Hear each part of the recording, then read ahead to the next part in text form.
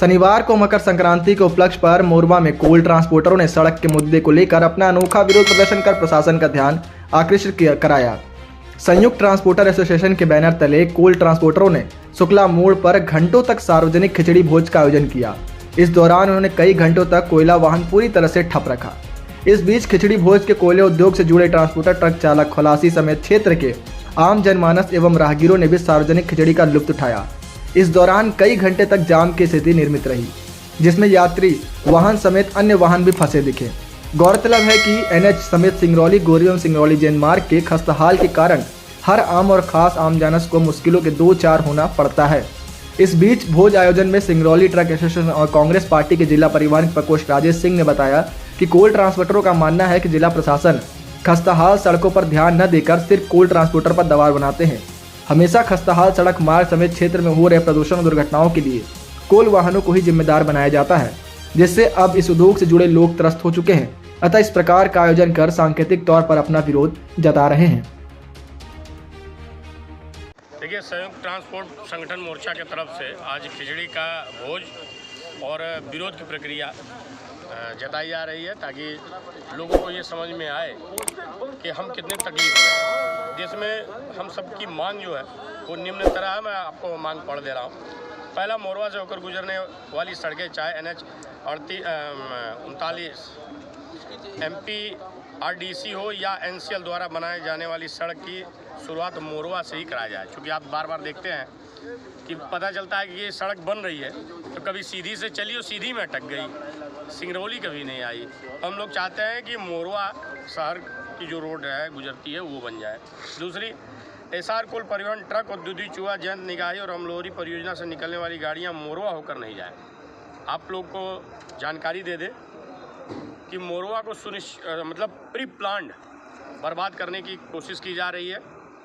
जो गाड़ियां 35 किलोमीटर से SR जा सकती हैं उन सबको बाया सिंगरौली मोरवा होते हुए गोरबी 500 गाड़ियों को घुमा दिया जाता है। वो 500 गाड़ियों का अतिरिक्त भार जो है मोरवा पर आता है। शुक्ला मोड़ से जैन चौक तक का मुख्य मार्ग किसके अधीन में ये स्पष्ट नहीं है। इसकी पूर्ण जानकारी स्पष्ट किया जाए। कभी NCL बोलता है कि इसका हम मरम्मत नहीं कराएंगे, सरकारी तंत्र से ये होता है कि NCL कराएगी। हम सब अभी तक स्पष्ट नहीं है कि कौन कराएगा, ये रोड किसके अंडर में आती है। तो हम ये चाहते हैं कि स्पष्ट हो जाए कि ये रोड का मरम्मत किसके अंडर में है, ताकि हम लोग उससे बातचीत कर सकें। जिस परियोजना से गाड़ी मुख्य मार्ग पर चढ़ती है उस मार्ग या चौक पर रोज सफाई और रेड लाइट या रेड सिग्नल रेडियम या और गार्ड की समुचित व्यवस्था कराई जाए। सड़क रिपेयरिंग, पांचवा मांग है, सड़क रिपेयरिंग पानी की छिड़काव की निगरानी कमेटी बनाई जाए, जिसमें 50% सदस्य गैर शासकीय या गैर NCL कर्मचारी हों। आम पब्लिक जो सड़क के कार्य या संबंधित व्यवसाय से तुलनात्मक ताल्लुकात रखता हो, उसकी समीक्षा हर सड़क सुरक्षा मीटिंग में हो। क्या है कि ये कमेटी जब पब्लिक के बीच में रहेगी, पब्लिक के लोग रहेंगे, गाड़ी से जुड़े लोग रहेंगे, तो ये अपनी समस्या बता पाएंगे। इसकी निगरानी कौन करता है नहीं करता है किसी को मालूम ही नहीं। इसलिए हम लोग का ये मांग है कि 50% जो है मोरवा के लोग हों, इसमें ट्रक से जुड़े लोग हों, ताकि सही चीज़ सही जानकारी दी जा सके। छठवां मांग ये है, जिस प्रकार से किसी भी VIP के आगमन पर विशेष रूप से सफाई, रंगाई, पुताई, पानी छिड़काव और लाइट को सड़क मार्ग पर व्यवस्थित किया जाता है। तो एक तो आज हमारा हिंदू का बहुत बड़ा पर्व है, नए वर्ष की शुरुआत है, तो हमारा देखिए विरोध का तरीका हमेशा अलग रहता है। हमें अपने व्यवसाय को भी देखना है, इस क्षेत्र की जनता को हमारी वजह से अगर कोई भूखा सड़क पे खड़ा रहेगा तो वो हमें अच्छा भी नहीं लगेगा।